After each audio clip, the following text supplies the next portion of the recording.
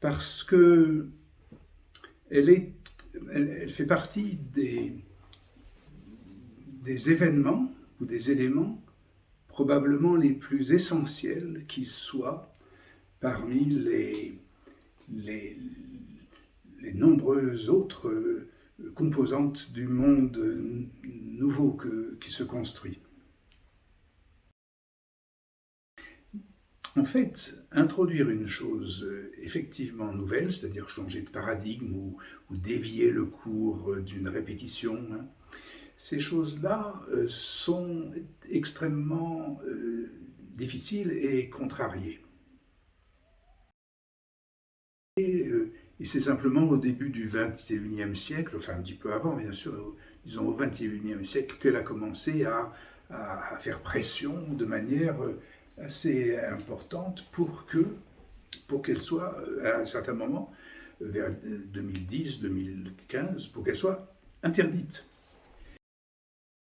La télémédecine a cette vertu d'isoler, de séparer, de prendre dans le milieu quelque chose et de le médiatiser pour le produire dans un autre lieu.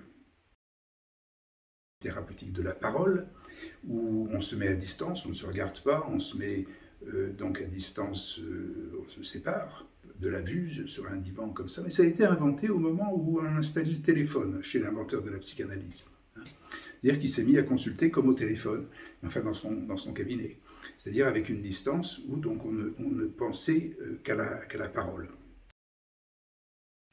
Cette séparation effective, à ce moment-là, l'aspect effectif de cette séparation est aussi un avantage considérable et on peut le comparer parce qu'on va extraire l'organe et on ne va ne soigner que la parole, son objet. Est-ce que cette observation qui dénote que la télémédecine en psychiatrie soit une espèce d'événement quelque peu prodigieux dans l'histoire de la communication et de la médecine, est-ce que ça ne s'applique qu'à la psychiatrie?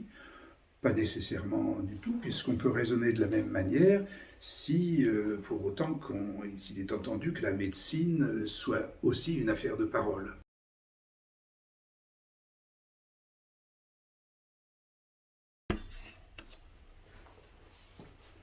Bonjour.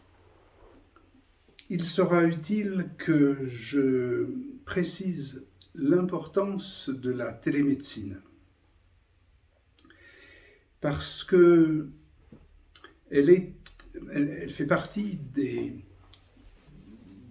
événements ou des éléments probablement les plus essentiels qui soient parmi les nombreuses autres composantes du monde nouveau qui se construit.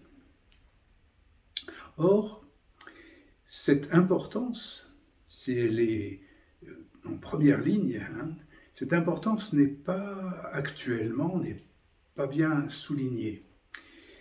Au contraire, on a l'impression que c'est une pratique qui est un peu décriée, pour le moins. Alors, on considère que dans l'humanité, l'humanité a des difficultés à imposer les choses nouvelles. On a l'impression que le progrès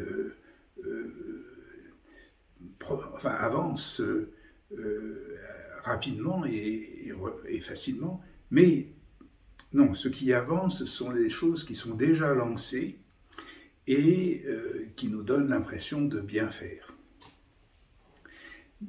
En fait, introduire une chose effectivement nouvelle, c'est-à-dire changer de paradigme ou dévier le cours d'une répétition, ces choses-là sont extrêmement difficiles et contrariées. C'en est presque une nécessité. Il faut que, pour que quelque chose soit effectivement suspecte d'être important, il y a de bonnes chances qu'il faille aussi qu'on la trouve inhibée, freinée, voire interdite. C'est comme ça que nous procédons dans la science et dans l'application de la science, dans l'humanité. Alors la télémédecine fait partie de ces programmes immensément importants, d'une grande nouveauté et qui sont négligés. Alors j'ai fait des travaux, des observations, on consultera des documents là-dessus. Elle apparaît, cette télémédecine, elle apparaît en même temps que les télécommunications apparaissent, c'est-à-dire au début du XXe siècle. Ensuite, on n'en parle pas beaucoup, pas du tout. Il y avait des tentatives au début du XXe siècle, par exemple sur des navires, où il était important de soigner des gens, et on avait que la distance du fait de l'éloignement par les mers, etc. Et puis, enfin, elle a été négligée, et c'est simplement au début du XXIe siècle, enfin un petit peu avant, bien sûr, disons au XXIe siècle, qu'elle a commencé à faire pression de manière assez importante pour qu'elle soit, à un certain moment, vers 2010, 2015, pour qu'elle soit interdite. Parce qu'elle apparaissait manifestement, elle se manifestait. Moi, je l'avais commencé en 1985, à l'ouverture d'un cabinet à Lyon qui a été consacré à la modernité, comme ça. Et il n'était pas question de l'interdire, elle était complètement ignorée, on n'y faisait pas attention. Bref, vers 2010-2015, elle a été interdite jusqu'au moment où elle s'est imposée, donc elle a été légalisée, et à ce moment-là, il y a eu des tas de difficultés faites pour qu'elle soit remboursée. Et il n'y a eu qu'un moment, c'était la crise Covid, le confinement, qui a permis, qui l'a vraiment imposé, facilité, et depuis, on a de nouveau reculé. On ne peut faire de la télémédecine, d'après la législation, de ce qu'on appelle la médecine actuelle, cette législation, donc ne l'autorise que dans un... Oui, on peut faire de la télémédecine à distance, mais il ne faut pas que ce soit trop à distance, il faut que ce soit dans le même département ou rapproché. Et puis, il en faut un certain nombre, et pas trop... Enfin, des choses de frein, de freinage. Alors, pourquoi est-ce qu'elle est aussi importante, on voit ce signe majeur qui est son obstruction, l'obstruction qu'on fait à son développement, c'est un signe majeur de son importance, un signe presque nécessaire.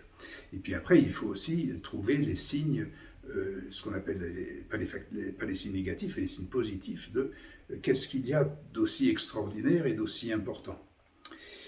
Alors,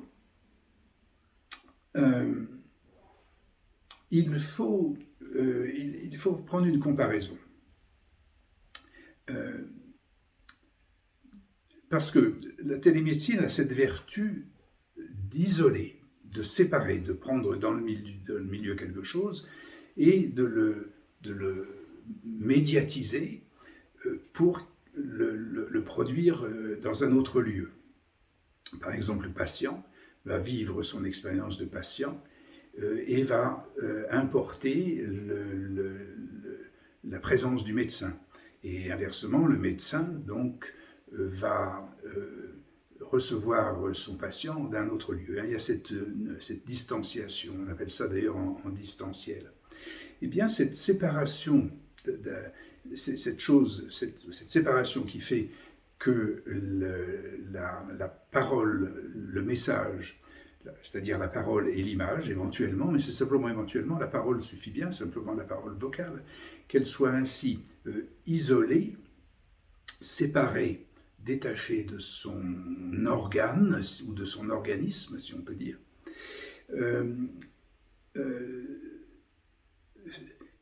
fait toute la caractéristique. Et c'est ça que l'on va considérer comme étant extrêmement nouveau et essentiel.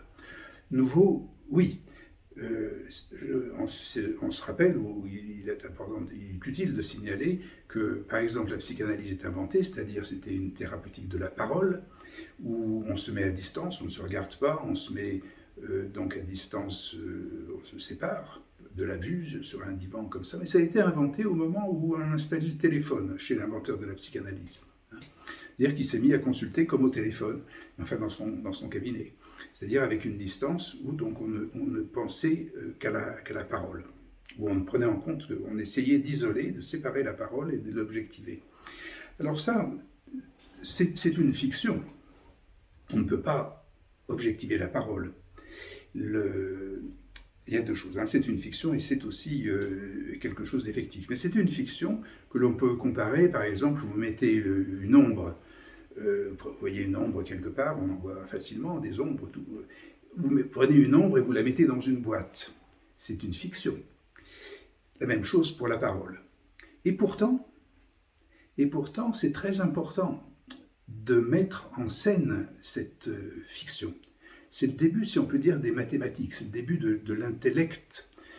C'est précisément parce qu'on est capable de faire des fictions que l'on étudie et que l'on peut considérer les choses de manière conceptuelle. Par conséquent, que sous un certain aspect, l'isolement de la parole soit une fiction n'est pas du tout quelque chose de négatif. C'est quelque chose, au contraire, qui va porter l'attention et les raisonnements psychiques, précisément, de manière à objectiver ce psychisme. Hein. Deuxièmement, alors ça c'est pour son aspect de fiction, mais deuxièmement c'est tout à fait effectif, puisque la parole, ça coûte l'électricité pour la transporter, il y a des appareils, ça peut s'enregistrer, on peut la stocker, donc il y a effectivement quelque chose d'objectif. C'est toute la différence entre l'énonciation et l'énoncé, hein, mais il y a quelque chose d'objectif qui est séparé de son milieu par l'enregistrement, par la télécommunication. Et cette séparation effective, à ce moment-là, l'aspect effectif de cette séparation, est aussi un avantage considérable. Et on peut le comparer, parce qu'on va extraire l'organe et on ne va ne soigner que la parole, hein, son objet. Donc on peut le comparer par exemple à des techniques comme la chirurgie où on se met dans un milieu aseptique, on se sépare de l'environnement, de la contamination. Par exemple, lorsque vous faites un examen auditif, audio, on se met dans une chambre isolée aussi de l'environnement. C'est-à-dire que le caractère de séparation effective du message à ce moment-là est aussi quelque chose qui correspond aux grands principes d'hygiène et aussi des opérations thérapeutiques à proprement parler, hein, des interventions thérapeutiques sur les différents organes et systèmes du corps. Donc c'est quelque chose que l'on retrouve d'extrêmement médical. Alors, là j'ai beaucoup parlé de la parole. Est-ce que cette observation qui dénote que la télémédecine en psychiatrie soit une espèce d'événement quelque peu prodigieux dans l'histoire de la communication et de la médecine, est-ce que ça ne s'applique qu'à la psychiatrie? Pas nécessairement du tout, puisqu'on peut raisonner de la même manière si, pour autant s'il est entendu que la médecine soit aussi une affaire de parole. Et ça, c'est très discuté à propos de parole, mais c'est discuté dans le sens d'une objection à la parole par beaucoup de médecines actuellement qui ruinent, si on peut dire, ou dénient que la médecine soit une parole.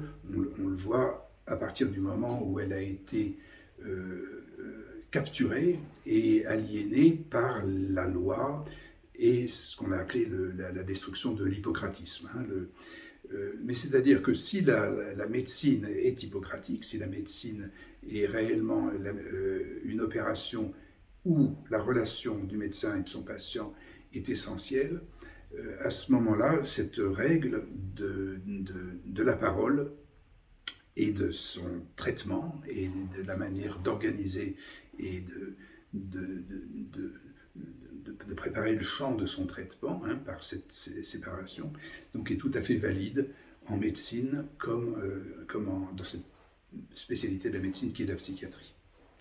En psychanalyse, évidemment, c'est une évidence. Hein. Voici donc pour une présentation de la technique et des raisons pour lesquelles il y a une valeur tout à fait particulière et essentielle à consulter et à pratiquer pour les thérapeutes, à pratiquer avec la télémédecine.